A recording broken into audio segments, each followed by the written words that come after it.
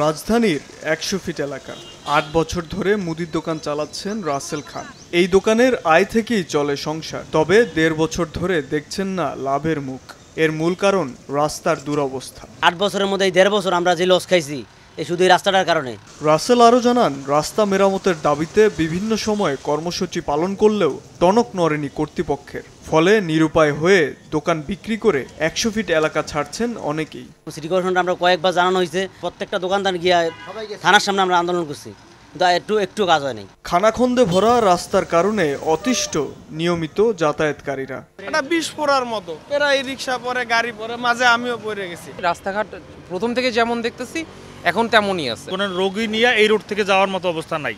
রাজধানীতে ভাঙাচোরা আরও অনেক সড়ক রয়েছে। গুলশানের লেক রোডও বেহাল।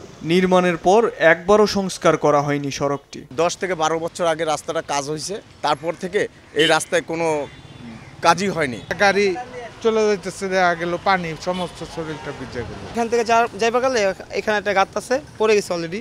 একাধিকবার অভিযোগ জানানোর পরেও অবহেলিত রয়ে গেছে রাজধানীর বেশ কিছু এলাকার প্রধান সড়কগুলি। ফলাফল সীমাহীন ভোগান্তিতে এলাকাবাসী।